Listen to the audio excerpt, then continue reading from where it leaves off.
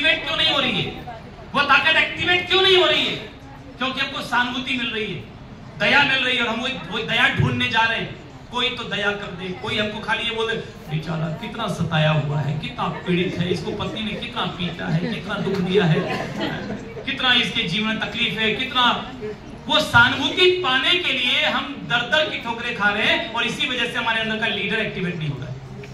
मैं आपको एक नहीं 1000 एग्जाम्पल दिखा सकता हूं जिनकी जिंदगी आपसे भी मुश्किल है, लेकिन उन्होंने वो कर दिखाया जिसके बारे में आप सोच भी नहीं सकते। तो वो कर सकते हैं तो क्या आप और हम नहीं कर सकते? 2 हाथ नहीं है, 2 पैर नहीं है, आंखें नहीं है, कैसी कैसी जिंदगी, और उसके बावजूद भी कामयाबी की मिसाल कायम कर दी उन्होंने। और न सिर्फ खुद कामयाब हो रहे हैं बल्कि लोगों को भी कामयाबी की प्रेरणा दे रहे हैं। तो क्या आप भी लोगों के लिए प्रेरणा नहीं बन सकते? मैं आपसे एक सवाल पूछता हूं, कब तक अपने बच्चों को मोटिवेट करने के लिए आपको किसी और की कहानी सुनानी पड़ेगी? कम से कम जीवन में इतना कुछ तो कर लो कि अपने बच्चों को मोटिवेट करने के लिए किसी और की कहानी सुनाना ना पड़े। आपकी कहानी मोटिवेशन के लिए काफी है। करना चाहिए ऐसा। ये करने की ताकत सबके पास है, उसको एक्टिवेट करना पड़ेगा उसको।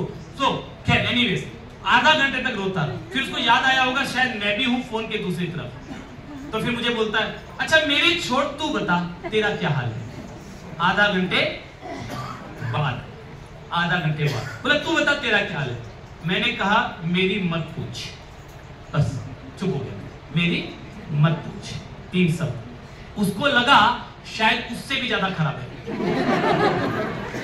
तो सांत्वना देते हुए बोलता है तेरी कोई बात नहीं, बता ना। दोस्त को नहीं बताएगा तो किसको बताएगा? सबकी हालत खराब है, बता ना।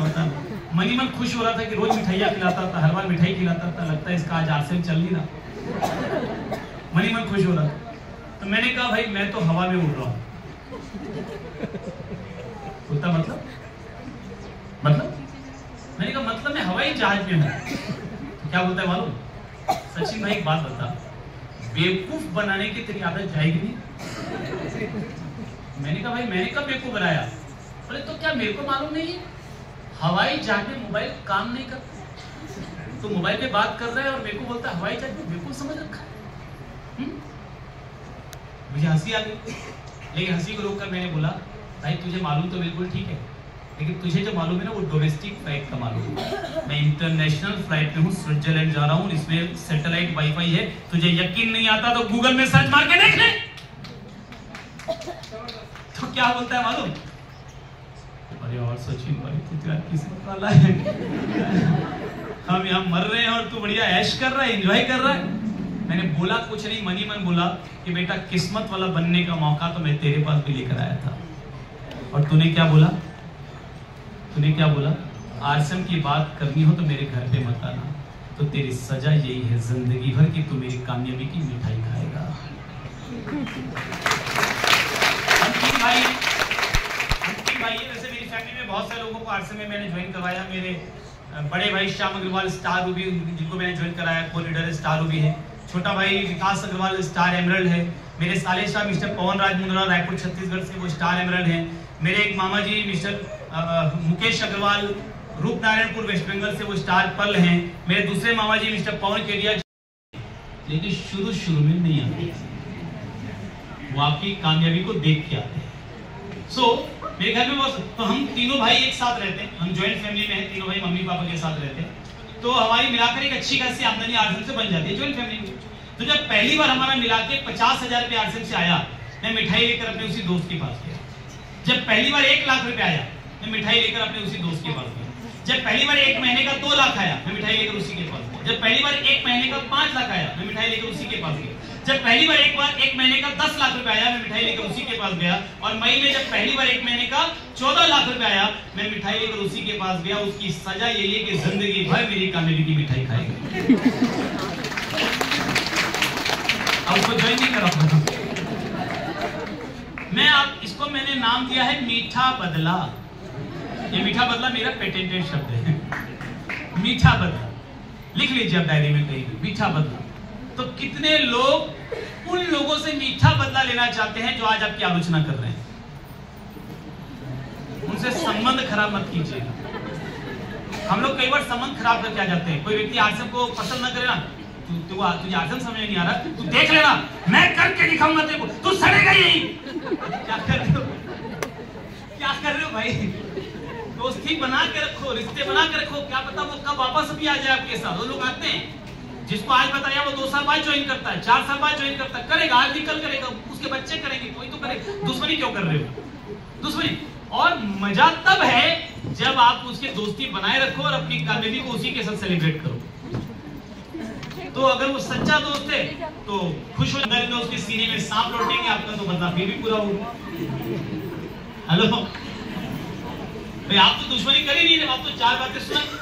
कपिल देव की एक मूवी आई थी, मतलब कपिल देव के ऊपर बनी थी 1983, जो वर्ल्ड कप हम जीते थे उस पर मूवी बनी थी 83। देखिए किसी ने 83 नहीं देखिए? देखिए बहुत मस्त मूवी 83।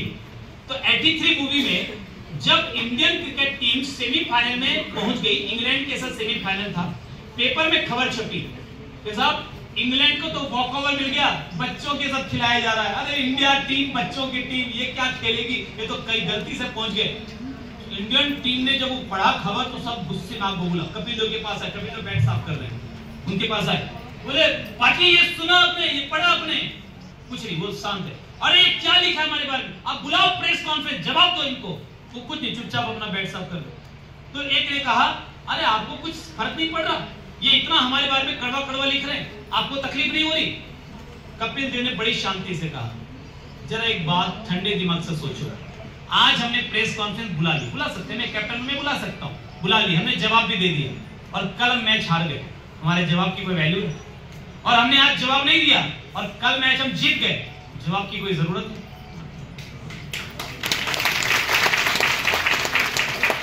बोले हम प्लेयर हैं, हमारा जवाब मुंह से नहीं देंगे, हम बैट से देंगे, मैदान में देंगे, जीत के देंगे, हमारी कामयाबी हमारा जवाब है।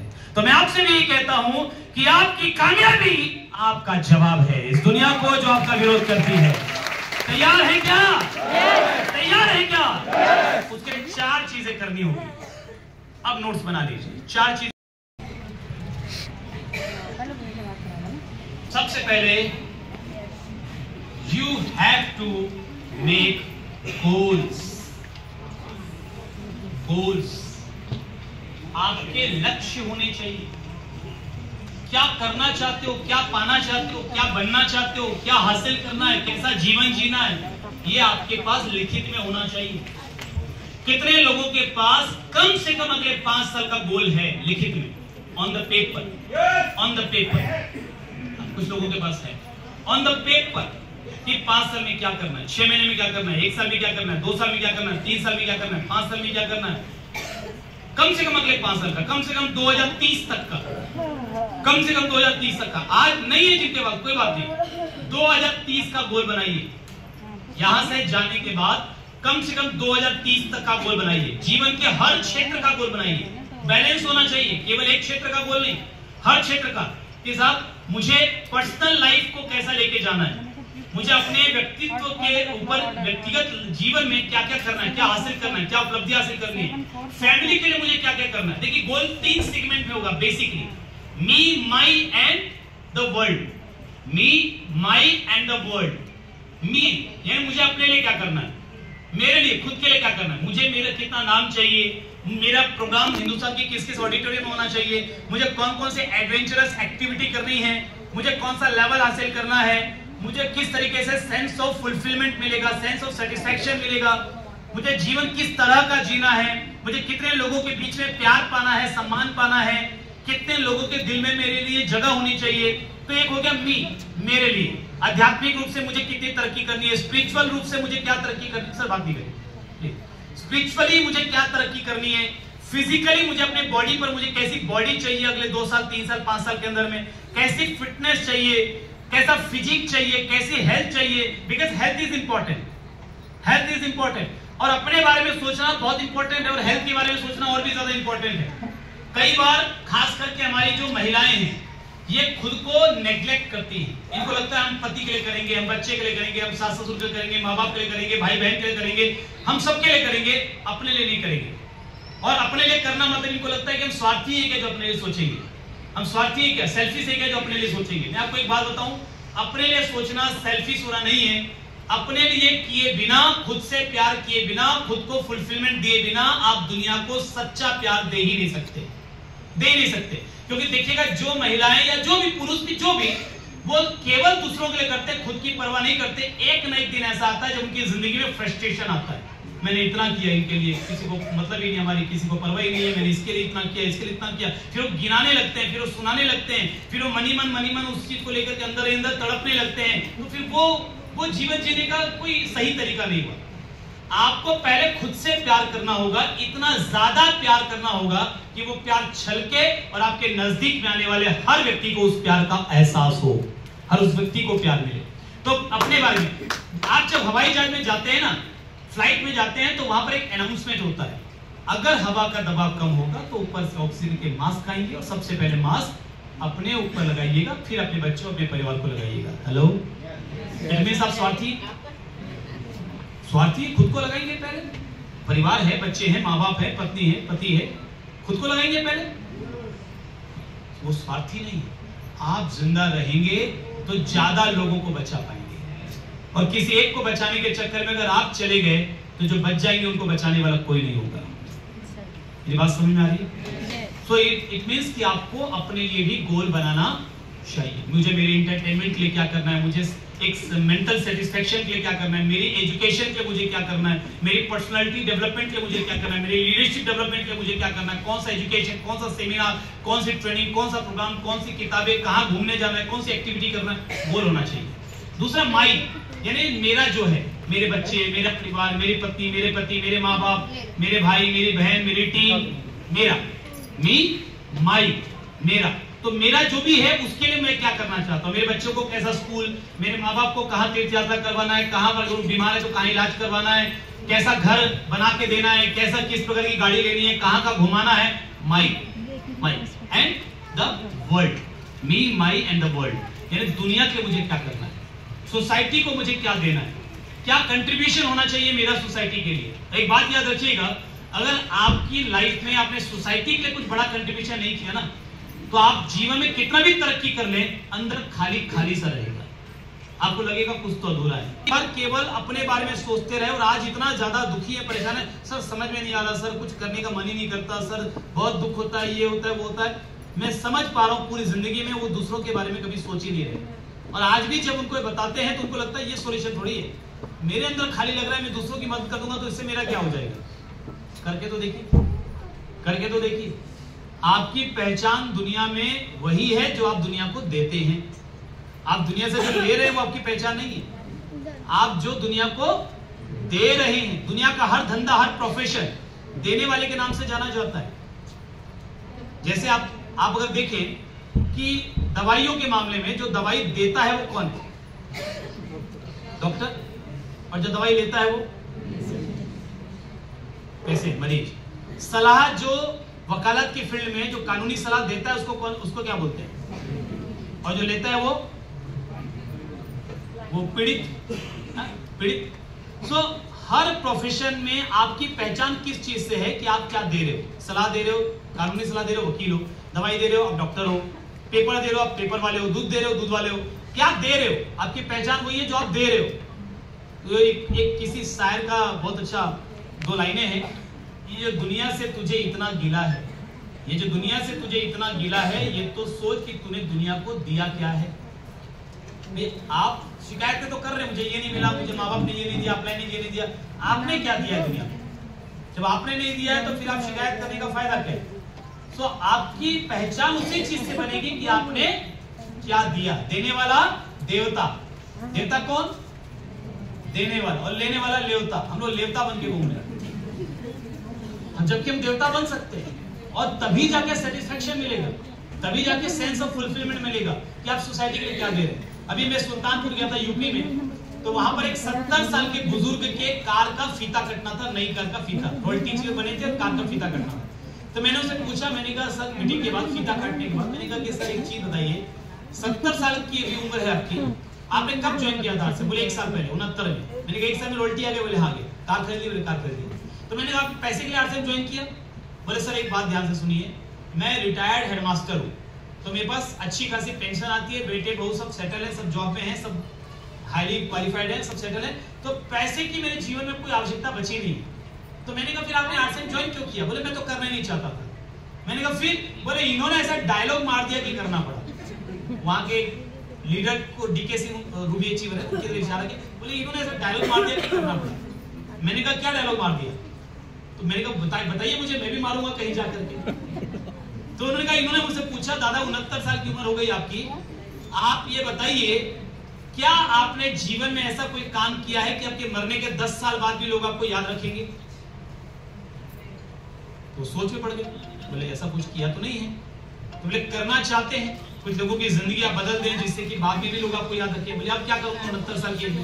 बोले अगर पॉसिबल हो तो करना चाहेंगे? बोले हाँ करना चाहूंगा। तो कागज आगे बढ़ाए, बोले पहले साइन कीजिए, ये 2000 का सामान खरीदिए, बाकी बात बाद में करिए। बोले प्लान नहीं दिखाया इन्होंने ज्वाइन करा।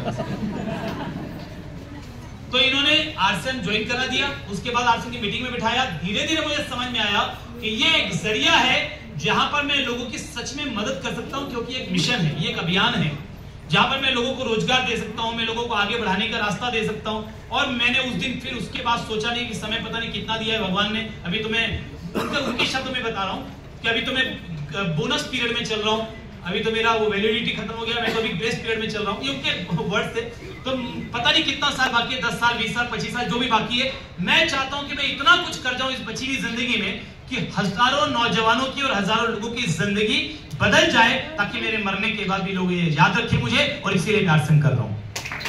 और ये जो कार ली है ना, ये कार भी मुझे कार की जरूरत नहीं है, मेरे पास तो इतना पैसा ऑलरेडी है कि मैं वो अपने पैसे से भी कार तो ले सकता हूं, बहुत सारी कार ले सकता हूं। लेकिन ये मैंने इसलिए ली है और आरसीएम के पैसे से ली है, इसलिए ली है क्योंकि मैं चाहता हूं कि मेरी टीम को ये मोटिवेशन मिले कि 70 साल का बुढ़ा, ये उनका शब्द बता रहा हूं, 70 साल का बुढ़ा कार ले सकता है तो तुम भी कार ले सकते हो। मैं अपनी टीम को मोटिवेशन देने के लिए ये सारी मेहनत कर रहा हूं, ये कार। और बोले सर आप तो अभी रुको और अगले साल आना, अगले साल फिर आपकी मीटिंग होगी, मैं अपनी टीम में कम से कम 5 लोगों के कार का फीस आपसे कटवाऊंगा। और उन्होंने अपना वादा निभाया, उन्होंने अपना वादा निभाया। सर जिस व्यक्ति को यह समझ में आ जाता है ना कि आरसीएम लेने का नहीं देने का काम है, इसके जरिए हम लोगों की मदद कर सकते हैं, फिर उसके अंदर वो मोटिवेशन, वो पावर आती है, वो हमेशा एक्साइटमेंट आता है कि फिर उसको किसी एक्साइटमेंट के लिए, मोटिवेशन के लिए ऑलवेज हर काम में वो मोटिवेशन रहता है, क्योंकि ये लोगों को देने का काम है। तो तीसरा गोल किसका? पहला मी, अपने लिए, माई, मेरे परिवार के लिए, एंड द वर्ल्ड, सोसाइटी को आप क्या देना चाहते हैं, सोसाइटी में आप क्या करना चाहते हैं, जाने से पहले, दुनिया से पहले। और देखिए मौत एक उम्र के बाद आएगी, ये कोई गारंटी नहीं है, ये याद रखिएगा। जिनकी उम्र कम है उनको लग रहा होगा सर अभी तो समय है, देखते हैं आगे कर लेंगे। अभी उम्र कम से कोई फर्क नहीं पड़ता। मेरे अपलाइन 43 की एज में रत्नेश जैन वो सड़क पे खड़े थे, यूं ही कार से उतर के, महाराज उनके कोई गुरु महाराज है, उनको रिसीव करने के लिए गए थे, रोड पे खड़े थे, पीछे से एक बाइक आई, बाइक ने टक्कर मारी, रोड पे खड़ा हुआ इंसान, बाइक ने टक्कर मारी, गिरे और दुनिया से चले गए।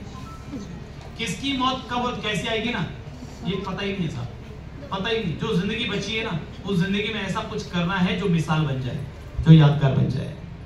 तो उसके लिए आपका क्या होना चाहिए? गोल होना चाहिए।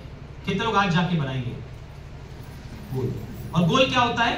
Dream plus date is equal to goal. जो सपने हैं आपके, ये करना चाहते हैं, गोल सपना लिखिए, उसके सामने डेट डालिए, दैट इज इक्वल टू गोल। और ये गोल को करना क्या है? ये गोल को अपने घर की हर दीवार पे चिपकाना है, अपने घर की हर दीवार पे, बेडरूम में, ड्राइंग रूम में, किचन में, बाथरूम में, जहां पूजा करते हैं वहां क्यों चिपकाना है? क्यों चिपकाना है? बिकॉज ये मोटिवेशन जो मैं आपको दे रहा हूं ये आज का है। आज कितने लोगों को अच्छा लग रहा है? लग रहा है कि सब कुछ तो करना है जीवन में, अच्छा लग रहा है। लेकिन ये मोटिवेशन मेरा है, लौट आएगा वापस 4 दिन बाद मेरे पास। आपको मोटिवेट अगर कोई चीज रखेगी तो वो रखेगा आपके गोल्स, आपके ड्रीम्स, आपके सपने, आपके गोल्स। आपके गोल्स आपको मोटिवेट रखेंगे, आपके ड्रीम्स आपको मोटिवेट रखेंगे, उनमें ही वो पावर है। मेरे अपने ने मुझे यही बात बोली कि सचिन ये करना है तुझे, गोल लिखना है। मैंने कहा गोल लिख के, ड्रीम लिख के, लिखने से पूरे होते तो हर कोई लिख देता। उन्होंने कहा लिखने से ही पूरे होते हैं, और हर किसी के पूरे इसलिए नहीं होते क्योंकि हर आदमी के अंदर हिम्मत ही नहीं है लिखने की। इस हॉल में आप चेक कर लो ना, कितने लोगों ने लिखा हुआ है? मुश्किल से 10% लोग नहीं है जिन्होंने लिखा हुआ है। 10% भी ज्यादा बोल रहा हूं। तो आप बताइए, लिखने से पूरे होते हैं, लेकिन लिखा कितने लोगों ने? अच्छा कितने, मुझे एक चीज बताइए, कितने लोगों ने आज से पहले भी सुना था कि सपने लिखने चाहिए? सुना था, पढ़ा था, कहीं ना कहीं कोई ना कोई किसी ने बताया था। इनमें से भी कितने लोगों ने किया ये बताओ? क्यों? क्यों? क्योंकि विश्वास नहीं होता। लिखने से क्या होगा? या विश्वास कि लिख देंगे और नहीं पूरा होगा तो लोग क्या कहेंगे, लोग क्या सोचेंगे, लोग हंसेंगे हमारे ऊपर, लोग क्या कहेंगे, ये सोच सोच के अपनी जिंदगी का बेड़ा गर्क करके रखा हुआ है। एक व्यक्ति की मिठाइयों की दुकान थी, उसने बोर्ड लगाया सुंदर सा, यहाँ ताजी मिठाइयां मिलती हैं, ताजी मिठाइयां मिलती हैं। उधर से एक महानुभाव आए, उन्होंने कहा लिखा क्यों है ताजी की मिठाइयां मिलती है, इसे डाउट होता है। फिर क्या करूं? बोले ताजी लिखने की जरूरत क्या है, जब ताजी बेचते हो तो लिखने की जरूरत क्या है? बोले क्या करूं? बोले ताजी मिटा दो। ताजी मिटा दिया, क्या बचा? यहाँ मिठाइयां मिलती है। एक और महानुभाव आए, बोले भैया सब्जी भी बेचते हो क्या? बोले नहीं। तो बोले भाई सूखे से मिठाई रखी है तो मिठाई बेचते होगे ना? बोले हाँ। तो बोले लिखा क्यों मिठाइयां? तो बोले फिर क्या करो? बोले मिठाई की जरूरत क्या लिखने की, दिख रहा है ना, क्या करो? मिठाई मिटा दो। मिठाई मिटा दिया, क्या बचा? यहाँ मिलती है। एक और व्यक्ति आया, बोला यही मिलती है या वहां मिलती है? बोला मतलब? बोले यहाँ खड़े तो यही मिलेगी ना? बोला हाँ। तो बोले यहाँ लिखने की क्या जरूरत है, मिटा दिया, यहाँ भी मिटा दिया, क्या बचा? मिलती है। एक और सज्जन आया, बोले सब दुकान खोल के क्यों रखे हो? बोले मिठाइयां मिलती है। बोले तो मिलती है तो पता है ना, खोला है तो पता मिलती है, तो लिखा क्यों है? बोला क्या करूं? मिटा दो। मिटा दिया, क्या बचा? नहीं मिलती है, मिटा दिया, खत्म, मिटा दिया पूरा। अब यहीं तक बात होती तो ठीक था। अगले दिन एक और सज्जन आए, मतलब कैसे पागल आदमी है, क्यों इतना सुंदर बोर्ड खाली रखा हुआ है? बोले क्या करो? बोले कुछ लिखो। बोले क्या लिखो? अरे बोले लिखो ना यार, ताजी मिठाइयां मिलती हैं। तो दुनिया की सुनते रहोगे तो लिखते रहोगे, मिटाते रहोगे। अगर सच में कुछ बड़ा करना है तो अपने दिल की आवाज सुनना शुरू करो। गोल, तो गोल लिख करके घर की दीवारों पे चिपकाना है। एक मैं आपको, मेरे एक डिस्ट्रीब्यूटर के साथ उनके किसी रिश्तेदार के पास मिलने के लिए हम गांव गए, लगभग 60 किलोमीटर दूर। जाने से पहले टाइम लिया, समय लिया, हम आ रहे हैं, आश्रम की बात करेंगे। बोला हाँ हाँ आओ ना, कोई बात नहीं। हम पहुंचे तो भैया जी के घर गए तो पता चला भैया जी घर पे नहीं है। घर वालों को पता ही नहीं भैया जी कहाँ गए। गांव में कई लोगों से पूछा, किसी को पता नहीं भैया जी कहाँ गए, सुबह थे या शाम को गायब है। मेरी आज तक समझ में नहीं आया भैया जी ऐसा करते क्यों है। नहीं मिलना है तो बोल दें कि भैया मत आओ, मैं नहीं सुनना चाहता हूं। पहले बुला लिया आ जाओ और उसके बाद फोन बंद कर दिया और गायब हो गए। आपके साथ भी आपको भी मिलते हैं ऐसे भैया जी लोग? क्यों मिलते हैं नहीं मालूम, लेकिन मिलते हैं, बनाए हैं भगवान ने कुछ ऐसे। और आप में से कुछ खुद भी ऐसे ही रहे होंगे कभी, अभी बदले है ना। सो बाद में निराश हताश हम वापस लौटने लगे। जब लौटने लगे तो उसके बाद फिर बुलेट वो पंचर हो गई। और बुलेट आपको पता ही कितनी हल्की गाड़ी होती है, उसको धक्का मार के ज्यादा दूर ले जाना बहुत आसान नहीं है। सो कुछ दूर ले गए, दुकानें सारी बंद हो गई थी। फिर लगा अब नहीं हो सकता, पॉसिबल नहीं है तो बनवाना ही पड़ेगा, लेकिन दुकानें सारी बंद है तो सुबह बनवाएंगे। तो एक दुकान के सामने सीमेंट का चबूतरा था, उस चबूतरे के ऊपर में बाइक को खड़ा किया, वहीं पर हम लोग बैठे और रात का समय था, थोड़ा बैठे थोड़ा लेटे, थोड़ा बैठे थोड़ा लेटे। थोड़ी दूर में थोड़ी कुछ भैंसें सोई थी, कुछ दूर में कुछ कुत्ते सोए थे। तो कुत्तों और भैंसों के साथ रात गुजारने के बाद जब हम घर वापस आए तो हमने कसम खाई आज के बाद आश्रम नहीं करेंगे, यहाँ तो कुत्तों के साथ सोना पड़ता। कुत्ते भैंसे अगर उस दिन वहां नहीं होते तो अपने परिवार के साथ होते, आराम से घर में आनंद ले रहे होते, घर का भोजन, घर का बिस्तर। और कहाँ सो रहे? कुत्तों के साथ दुकान के सामने सीमेंट के चबूतरे में, कभी बैठे कभी उठे कभी। हमने कहा नहीं करेंगे आपसे, लेकिन अपलाइन के बोलने पर वो कर दिया था कि सपने लिखकर चिपका दिए थे। जब घर आकर के मैंने सोचा नहीं करेंगे तो मेरी नजर मेरे सपनों पे पड़ी और अंदर से एक आवाज आई। सबसे पहला सपना मैंने लिखा था छोटे भाई को पढ़ाना। हम लोग 3 भाई, मैं श्याम सर, हम दोनों ज्यादा नहीं पढ़ पाए, एजुकेशन ज्यादा नहीं ले पाए। मैंने एमकॉम किया, वो भी प्राइवेट से किया। प्राइवेट से क्या मतलब किया रेगुलर, लेकिन सेटिंग चलती थी वहां पर, तो कभी कॉलेज गया ही नहीं मैं। तो वो वैसे किया, श्याम सर ने भी वैसे ही किया। छोटा भाई विकास हम चाहते थे ये जो पढ़ना चाहेगा पढ़ाएंगे, तो पहला शर्त लिखा था छोटे भाई को पढ़ाना है। फिर लिखा था कि पिताजी के सारे कर्जे चुकाने हैं। फिर लिखा था मम्मी को तीर्थ यात्रा करवानी है। फिर लिखा था खुद का एक मकान लेना है। फिर लिखा था खुद की गाड़ी लेनी है। वो सारे सपने लिखे थे। तो जब वो निराश और हताश मैंने वो सपने की तरफ देखा तो अंदर से एक आवाज आई, सचिन अगर तू आज बैठ गया तो तेरे भाई की पढ़ाई में तुझे कॉम्प्रोमाइज करना पड़ेगा। अगर तूने जिम्मेदारी नहीं ली, तूने पैसा नहीं कमाया, तो तेरे भाई की पढ़ाई के लिए खर्चे कौन उठाएगा? इसका मतलब जो तुम 2 के साथ हुआ वही तीसरे के साथ भी होगा। क्या तुझे मंजूर है? मैंने कहा बिल्कुल मंजूर नहीं है। फिर अंदर से एक आवाज आई, ये तेरी मम्मी का सपना, ये तेरे पिताजी का कर्जा, अगर तू बैठ गया तो ये कौन चुकाएगा? तुझे बैठने का हक किसने? मोटिवेशन नहीं, आपका डिसीजन आज यहां से आपके साथ जाएगा। हेलो, मोटिवेशन जाएगा, वो 4 दिन में लौट के आएगा, लेकिन आपका डिसीजन जो आज यहां पर लोग, अगर आप मोटिवेटेड हैं अभी इसी हॉल के अंदर, यहां से बाहर जाने के बाद नहीं, इस हॉल के अंदर बैठे बैठे जो भी डिसीजन आप लेंगे, वो डिसीजन आपकी लाइफ को चेंज करेगा। एक पल में जिंदगी बदल सकती है, एक पल में। हालांकि जिंदगी एक पल में नहीं बदलती, लेकिन एक पल में लिया गया डिसीजन पूरी जिंदगी को बदल के रख देता है। डिसीजन, आपका डिसीजन, मुझे ये करना है, मुझे ये नहीं करना। और पूरी लाइफ हमारी हमारे डिसीजन का ही परिणाम है। हमने कुछ करने का डिसीजन लिया या हमने कुछ नहीं करने का डिसीजन लिया। हर पल हम डिसीजन ले रहे हैं, चलने का डिसीजन ले रहे हैं या रुकने का डिसीजन ले रहे हैं, सांस लेने का डिसीजन ले रहे हैं या नहीं लेने का डिसीजन ले रहे हैं, खाने का डिसीजन ले रहे हैं या नहीं खाने का डिसीजन ले रहे हैं, प्लान दिखाने का ले रहे हैं या नहीं लेने का ले रहे हैं, सीखने का ले रहे हैं या नहीं सीखने का ले रहे हैं, किस संगत में रहना है, किस पर फोकस करना है, ये सब क्या है? आपका डिसीजन। और आपके डिसीजन ही आपकी जिंदगी को बदलेंगे। तो आज अभी यहीं से, इस हॉल को छोड़ने से पहले कम से कम 5 डिसीजन लिख के जाना, अपने लिए लेके जाना। मेरी मीटिंग खत्म होने के बाद भी 5 चीजें ऐसी लिखना जिनके लिए आप कमिटेड हैं। या तो आज से पहले आप करते नहीं थे, या करते थे तो कभी कभी करते थे, रेगुलर नहीं करते थे। वो 5 चीजें लिखना जो आपकी कामयाबी के लिए जरूरी है, जो आपको पहले किसी ने शायद बताया भी होगा लेकिन आपने किया या नहीं किया। आज लिखना कि आज से कसम खाता हूं कि ये 5 काम तो करूंगा ही करूंगा, चाहे कुछ भी हो। कितने लोग ये 5 डिसीजन आज यहां से लेकर के जा सकते हैं? क्या क्या डिसीजन हो सकते हैं? मुझे रोज इतना प्लान दिखाना, एक डिसीजन हो सकता है। मुझे जो है वो रोज गुरुकुल अटेंड करना, ये एक डिसीजन हो सकता है। मुझे अपने अपलाइन की बात सुननी है, माननी है, ये एक डिसीजन हो सकता है। मुझे ड्रीम लिखना है, ये एक डिसीजन हो सकता है। हेलो, मुझे किन लोगों की संगत में रहना है और किन की संगत को छोड़ना है, ये एक डिसीजन हो सकता है। देखिए, आपकी संगत जैसी होगी ना, वैसी आपकी जिंदगी होगी, ये याद रखना। शकुनी और मंथरा, ये अगर आपकी संगत में हैं तो महाभारत और रामायण होने वाली है। हेलो, आपकी संगत किन लोगों के साथ है, वो आपसे किस किस्म की, किस क्वालिटी की बातें कर रहे हैं, उनके शब्द किस क्वालिटी के, उनका जीवन जीने का तरीका किस क्वालिटी का है। अगर आपकी संगत में कमजोर लोग हैं तो आज ही डिसीजन लिखो, आज ही लिखो किन किन लोगों को अपनी संगत से दूर करना है। कमजोर लोगों के संगत में रहकर आप कामयाब नहीं हो सकते। आपको कामयाब होने के लिए कामयाब लोगों की संगत करनी पड़ेगी। हेलो, और कामयाब लोगों की संगत, कामयाब लोगों की संगत आरएसएम के सेमिनार में मिलेगी, आपके अपलाइन के संगत में मिलेगी, गुरुकुल के सेशन में मिलेगी। अच्छी किताबों में आप महात्मा गांधी की किताब पढ़ेंगे, मतलब महात्मा गांधी की संगत कर रहे हैं आप।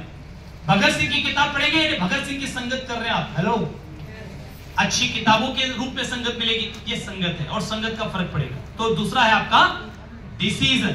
तीसरा, जब आपने गोल बना लिए, जब आपने गोल बना लिया और जब आपने डिसीजन ले लिया कि मुझे ये करना है, मुझे ये नहीं करना है, देन उसके बाद अब आपको फोकस करना पड़ेगा अपनी लर्निंग के ऊपर। लर्निंग कि भाई मैंने ये गोल बनाया है, इसको पूरा करने का डिसीजन लिया, अब मुझे सीखना पड़ेगा कि इसको पूरा करना कैसे। अगर वो काबिलियत मेरे पास होती, वो नॉलेज मेरे पास होता जिससे कि कामयाबी आती है, तो पहले ही कामयाबी आ गई होती। अगर नहीं आई है, इसका मतलब है कि कहीं मुझे थोड़ा और सीखने की जरूरत है। और कब तक जरूरत है? कब तक जरूरत है? जब तक कामयाबी ना आ जाए। कामयाबी जैसी आ जाए सीखना बंद कर दीजिए, राइट? अरे अभी तो आपने बोला जब तक कामयाबी नहीं आ जाती। कामयाबी कोई डेस्टिनेशन नहीं है, कामयाबी एक जर्नी है। ये जिंदगी का जीने का तरीका है कि एक व्यक्ति कामयाब जिंदगी जीना चाहता है। एक कामयाबी के बाद दूसरी कामयाबी, दूसरी कामयाबी के बाद तीसरी कामयाबी, एक गोल के बाद दूसरा गोल, दूसरे गोल के बाद तीसरा गोल। ये जीवन जीने का तरीका होता है। ये नहीं कि सब मकान बन गया, गाड़ी हो गई तो फ्री हो गए, अब हम आराम करेंगे। आराम सर, जो लीडर होता है ना, वो कभी भी आलस्य के बारे में सोचता ही नहीं है कि मुझे एक दिन काम बंद करना है। आज से भी कई बार लोग बोलते हैं 5 साल काम करो फिर कभी करना नहीं पड़ेगा। मजबूरी में करना नहीं पड़ेगा, लेकिन मर्जी से तो जिंदा रहते रहते पूरी जिंदगी करना है। जब तक जिंदा है तब तक काम करेंगे। अमिताभ बच्चन ने काम बंद कर दिया, रतन टाटा मरते दम तक काम करके गए, अब्दुल कलाम मरते दम तक लोगों को मोटिवेट करते हुए गए। जो लीडर हैं, जो इनलाइटन हो चुके हैं, वो अपने ज्ञान को लोगों से मरते दम तक बांटते रहते हैं, यही उनकी सबसे बड़ी जिम्मेदारी होती है। तो मजबूरी, हाँ ठीक है, मजबूरी में नहीं करेंगे। आज काम कर रहे हैं रोजी रोटी के लिए, आज काम नहीं करेंगे घर नहीं चलेगा, आज काम नहीं करेंगे नहीं बच्चों का ध्यान कौन रखेगा, आज काम नहीं करेंगे बच्चों की फीस नहीं जाएगी, आज काम नहीं करेंगे माँ बाप का इलाज कैसे होगा। आज काम मजबूरी में कर रहे हैं, काम बंद पैसा बंद। हेलो, हो रहा है या नहीं हो रहा है? व्यापार में, नौकरी में काम बंद पैसा बंद होता है या नहीं होता है? दुकान 50 साल पुरानी है, लेकिन अगर कोविड के समय 1 महीना बंद थी तो उसे 1 महीना पैसा नहीं आना होगा। हेलो, ऐसा नो। एक डॉक्टर से मिला मैं हाल में, डॉक्टर एमडी 800 को जबरदस्त तरीके से कर रहे हैं। मैंने वीडियो भी डाली उनकी फेसबुक में, अब शायद आपने किसी ने देखी होगी। अगर मेरे यूट्यूब का फॉलो करते हैं, सचिन अग्रवाल के नाम से यूट्यूब चैनल है, फेसबुक में भी सचिन अग्रवाल और इंस्टाग्राम में कोच सचिन अग्रवाल। तो अगर आपने देखा होगा तो वहां मैंने एक वीडियो डाली कि वो एमडी वो कहते हैं कि साहब मेरे भाई की तबीयत खराब है, उनको लेकर मैं दिल्ली गया, 1 महीने मेरे क्लिनिक बंद रहा, उस 1 महीने में कोई पैसा नहीं आया। मुझे समझ में आ गया मेरे काम की कोई सिक्योरिटी नहीं है, और मुझे आर्ट्सन समझ में आ गया, मैंने आर्ट्सन को दिल लगा के करना शुरू कर दिया। सिक्योरिटी है यहाँ पर। सिक्योरिटी का मतलब काम मजबूरी में करना नहीं पड़ेगा, किसी वजह से कभी नहीं कर पाए तो भी पैसा आएगा, लेकिन मर्जी से तो आदमी जिंदगी भर करे, अपना काम है जिंदगी भर करेगा। मैं आज काम कर रहा हूं तो मेरी मजबूरी नहीं, मेरा देहरादून आना मेरी मजबूरी नहीं है। सुरेश धीमान जी से मोहब्बत है, आप लोगों से प्यार है, कुछ ऐसा लगता है कि भी मेरे जाने से कुछ अच्छा हो सकता है, इसलिए आया हूं। मैं नहीं भी आऊंगा तो भी कंपनी मुझे हर महीने के महीने चेक देगी नहीं देगी, देख सकते। जितने टेक्निकल अचीवर जानते हैं उनको भी यही स्थिति है, यही सिचुएशन उनकी भी है। नहीं करेंगे तो भी पैसा आएगा। मेरी टीम आज भारत के 25 राज्यों में है, मेरी टीम आज, और ये क्यों है 25 राज्यों में? क्योंकि मेरा ड्रीम था शुरू से, जिस दिन मैंने आरसीएम शुरू किया, मेरी जिंदगी का सबसे बड़ा मोटिवेशन कोई है तो वह है इंडिया का मैप, भारत का नक्शा। मैं अपने साथ हमेशा नक्शा लेके घूमता था और यही देखता था इसमें से कहां पर मेरी टीम होनी चाहिए, कहां पर मेरे प्रोग्राम होने चाहिए। हमेशा 24 घंटे मेरी आंखों में भारत का नक्शा। आपको शायद लगता होगा मेरे शहर में करना है, मेरे राज्य में करना है। साहब, शहर राज्य से बाहर निकलो, आपको पूरे देश, पूरे हिंदुस्तान में और आने वाले समय में पूरी दुनिया में करना है। जितना बड़ा गोल होगा ना उतना बड़ा रिजल्ट होगा। सो आपको लर्निंग कब तक करनी है? जब तक आप जिंदा हैं, सीखते रहना है, जब तक जिंदा है। एक लड़का अपने पिता से ड्राइंग सीखता था, ड्राइंग सीखते सीखते उसने बहुत अच्छा ड्राइंग बनाना सीख लिया, फिर एक ड्राइंग बनाया और अपने शहर में प्रतियोगिता हो रही थी, वहां रखा, फर्स्ट आ गया। पिताजी की पता, पिताजी मैं ड्राइंग में फर्स्ट आ गया। पिताजी ने बोला बहुत कुछ, शाबाश, बहुत बढ़िया, बहुत बढ़िया, लेकिन बेटा देखो यहाँ कमी है, यहाँ कमी है, यहाँ सुधार चाहिए, यहाँ सुधार चाहिए। बोला ठीक है पापा, सुधारा, एक नई पेंटिंग बनाई, राज्य में प्रतियोगिता थी, वहां रखा, फर्स्ट आ गया। बोले पिताजी मैं फर्स्ट आ गया राज्य में। बोले बहुत बढ़िया, खुशी है मुझे, लेकिन देख बेटा यहाँ कमी है, यहाँ कमी है, यहाँ कमी, यहाँ कमी। बोले ठीक है पिताजी। फिर उसने सुधार किया और प्रतियोगिता में, देश में प्रतियोगिता, नेशनल कंपटीशन था, वहां रखा, फर्स्ट आ गया। पिताजी मैं पूरे देश में नंबर 1। पिताजी ने कहा वाह बहुत बढ़िया, लेकिन देख बेटा यहाँ कमी है, यहाँ कमी है। अब वो भड़क गया, बोला आपका दिमाग खराब है, बुढ़े हो गए, समझा गए, आज तक आपकी बात सुनता आया, मानता आया, आप पूरे देश में मेरे टक्कर का कोई नहीं है और आपको अभी भी कमी नजर आ रही है। पिताजी ने कहा बेटा दुख है मुझे, लेकिन बस इससे आगे जाना संभव नहीं है। उसने एक और पेंटिंग बनाई, एक वर्ल्ड लेवल की प्रतियोगिता थी, वहां रखी और वहां उसका टॉप 10 में भी नंबर नहीं आया। आकर वापस पिताजी के पैरों में गिर गया कि पिताजी कहां गलती होगी।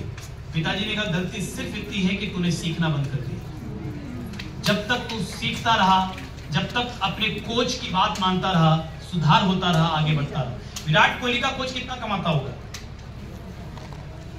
मेरी बात बोल रहा हूं, ध्यान से सुनिएगा। परिणाम काम करने से नहीं आते,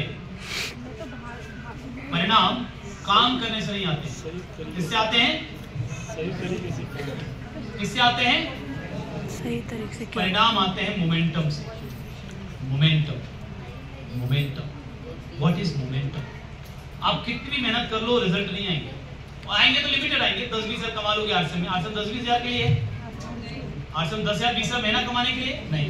आरसीएम आप 10-20 लाख महीना भी ले सकते हो, उससे ज्यादा भी ले सकते हो। देश की सेवा करते हुए, देश को आर्थिक आजादी दिलाते हुए, देश को स्वास्थ्य क्रांति देते हुए, लोगों को स्वस्थ बनाते हुए, लोग महिलाओं को एक ऐसा प्लेटफॉर्म देते हुए जहां वो अपनी पहचान बना सकें, अपने परिवार का ध्यान रख सकें, अपने परिवार को एक बेहतर जिंदगी दे सकें। आज महिलाओं के लिए, आज भी यहाँ पर बहुत बड़ी संख्या में हमारी माताएं बहनें बैठी। मैं एक बार चाहता हूँ हमारी माताओं बहनों के लिए दिल से एक बहुत जोरदार ताली हो। ये इतना आसान नहीं है। लेकिन एक महिला 9 महीने तक रहती है, तो सहन शक्ति है, सपने देखने की शक्ति है, मर्यादा में रहने की शक्ति है, और सब ठान लेना, जिद कर लेना तो कुछ भी कर सकती है। तो जिद करने की शक्ति है, ये शक्ति महिलाओं की, इसलिए नारी को शक्ति का मानते हैं।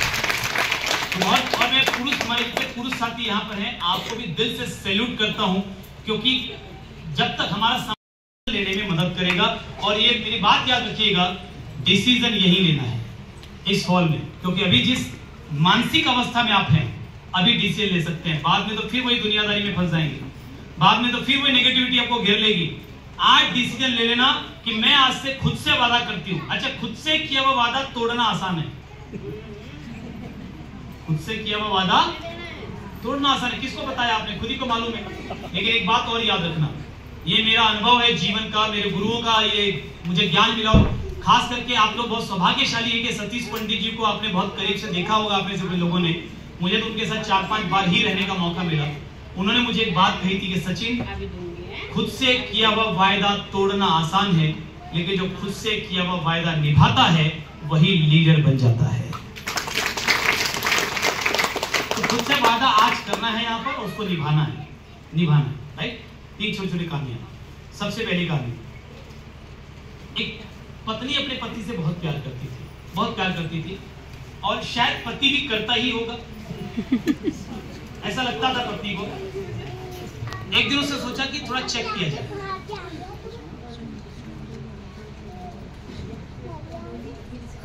कि पति करता है कि नहीं करता। उसने कागज लिखा, नोट्स लिखा, मैं तुमसे परेशान हो चुकी हूं, तुमको छोड़ के जा रही हूं, तुम आजाद हो, जो करना हो वो करो। कागज लिखा, बिस्तर के ऊपर रखा, बिस्तर के नीचे छुप गई। पति आएगा, पढ़ेगा, रोने लगेगा, तो मैं बाहर निकलूंगी, गले लगा लूंगी, मैं कहीं नहीं गई हूं, मैं यही हूं। पति आया, लेटर पढ़ा, मैन आर मैन, नाचने लगा, मैं आजाद हो गया, वाह मैं आजाद हो गया। तुरंत एक फोन लगाया, तैयार होके आ जाओ, घूमने चलेंगे, मैं आजाद हूं। पत्नी गई, और गाना गाते हुए, सीटी बजाते हुए, गुनगुनाते हुए तैयार हुआ, लिखा, कागज रखा, चला गया। अब नीचे पत्नी को काटो तो खून नहीं, बोली इससे तो पहले ही ठीक था, अंधेरे में थी मगर घर तो बचा हुआ था, अब तो घर भी गया। रोते हुए बाहर निकली, सब गया, फिर याद आया, पति ने जाते जाते कोई लिखा, क्या लिखा? देखिए कागज पड़ा था, उठाई, उसमें लिखा, पढ़ा, उसमें लिखा था, चल रही है, सामने दुकान में जा रहा हूँ बिस्कुट लाने, चाय बना के रखना, पगली तेरे पैर नजर आ गए।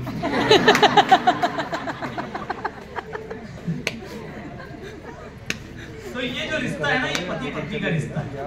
लड़ना भी तुमसे है, झगड़ना भी तुमसे है, और प्यार भी तुमसे है, जिंदगी की खुशी भी तुमसे है। ये पति पत्नी का रिश्ता है। एक दूसरे को सम्मान देना पड़ता है, एक दूसरे को रिस्पेक्ट देना पड़ता है, एक दूसरे के सपनों को, ख्वाहिशों को, जरूरतों को पूरा करने के लिए कोशिश करनी पड़ती है। मैं खास करके अपने यहाँ पर पुरुष भाइयों से पूछता हूँ, आप में से कितने लोग ऐसे हैं कि अपनी पत्नी का हर सपना उन्होंने पूरा किया है, और वो सीना ठोक के बोल सकते हैं कि अगर अकेले में कहीं, जब कोई नहीं सुन रहा है, भगवान अगर पत्नी से पूछेगा कि अगले जन्म में तुझे यही वाला चाहिए क्या, तो मेरी पत्नी दिल से बोलेगी कि हाँ मुझे यही मॉडल चाहिए अगले जन्म में। कितने लोगों को पूरा विश्वास है, पक्का विश्वास है।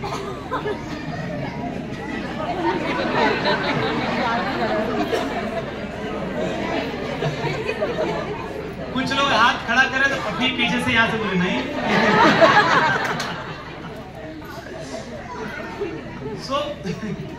मैं कभी कभी अपना रिश्तेदार मानती है, हमें अपना जीवन का सब कुछ मानती है। क्या नहीं था उसके माँ बाप के घर पे? खाने को अनाज था, पहनने को कपड़े थे, प्यार मिलता था, सब कुछ था। क्यों आई हमारे साथ? क्यों आई? सिर्फ एक उम्मीद लेकर कि शायद ये मेरी जिंदगी के अधूरे सपनों को पूरा करेंगे। आज कर पा रहे? छोटी छोटी चीजों के लिए जब पति पत्नी को मैं झगड़ा करते हुए देखता हूँ ना, 2-2 पैसे के लिए, 2-2 रुपए के लिए, अरे तुमको मालूम है कितना खर्चा करती हूँ, ये है वो है, हर समय तुम्हारी डिमांड चलती रहती है, तुमको पता है मैं कितना मर के कमाता हूँ, पता नहीं कितनी कितनी कहानियां सुना देते हैं हम। उसकी जगह अगर थोड़ी मेहनत कर लेना तो इतनी कहानियां सुनानी नहीं पड़ेगी। थोड़ी मेहनत कर ले, आज से हम आपके साथ। डिसीजन आपको लेना पड़ेगा। कितने लोग चाहते हैं कि मैं अपने पत्नी का, और कितनी पत्नियां चाहती हैं कि मैं अपने पति, अपने बच्चे, अपने परिवार का हर सपना पूरा करना चाहती हूं या चाहता हूं। अगर चाहते हैं तो आज डिसीजन लेना पड़ेगा। सपने यूं ही पूरे नहीं होते, सपने खैरात में नहीं मिलते, उसके लिए संघर्ष करना पड़ता है, मेहनत करनी पड़ती है, समर्पण करना पड़ता है, अपने वाहनों से दूर निकलना पड़ता है, खुद पर काम करना पड़ता है। रात को 12 बजे प्लान दिखाया मैंने, 2 बजे रात को नक्सली इलाकों से आया हूं मैं प्लान दिखाने के बाद। हमारे जगदलपुर के आसपास में कुछ नक्सली इलाके हैं 100-150 किलोमीटर अंदर में, जहां पर रात को आज भी 6 बजे के बाद, मैं 2002-2003 की बात कर रहा हूं, आज भी 2003 की 2025 में आज भी शाम 6 बजे के बाद लोग घर से बाहर नहीं निकलते। वहां पर रात के 2 बजे हम मोटरसाइकिल में बैठ के जंगलों के बीच से आते थे। ऐसा नहीं कि डर नहीं लगता था सर, मैं क्या बताऊं कि डर कैसा लगता था। पूरा शरीर कांपता था, जिस्म थर-थर सूखे पत्ते की तरह कांपता था, पत्ता भी खड़कता था, लगता था कोई है। मैंने अपना बीमा करा रखा था 5 लाख का, जो खाली रिस्क कवरेज के हिसाब से। मैंने अपने डीओ से पूछा, मैंने कहा सर इसमें आदमी मर जाए बीमा करा के क्या मिलता है? बोले 5 लाख। मैंने कहा कि एक्सीडेंटल डेथ हो तो बोले 10 लाख। मैंने कहा सर एक बात बताइए, गोली लग के मरे तो नॉर्मल डेथ मानेंगे, एक्सीडेंटल डेथ मानेंगे? मेरे डीओ ने कहा कि एक्सीडेंटल डेथ मानेंगे। तो मैंने कहा ठीक है, तब तो अपना 10 लाख का इंतजाम है, 10 लाख की व्यवस्था है। मैं आपको अपने दिल की बात बता रहा हूँ, आज भले आपको सुनकर हंसी आएगी, लेकिन वो मेरे दिल की भावना बता रहा हूँ आपको। मेरे मन में यह था कि अगर रात को 2 बजे गोली लग गई तो कम से कम मेरे घर वालों को 10 लाख मिलेंगे। 2003 में 10 लाख की वैल्यू आज के आई थिंक कि कम से कम 1 करोड़ होगी या 50 तक होगी, जैसा भी होगी उसके आसपास। तो वो 10 लाख का बीमा मेरा, तो अगर मर जाऊंगा तो वो मिलेगा मेरे घर वालों को। जीते जी तो दे नहीं पा रहा हूं, और जिंदा रहूंगा तो मेरा टेक्निकल एक्सचेंज बनूंगा और हर महीने इतना आएगा। और आज आ रहा है, ये कमिटमेंट लेके निकला हूं, क्योंकि सीने में क्या लगी थी? आग लगी थी कि मुझे गरीबी की जिंदगी नहीं जीनी है, मुझे अपने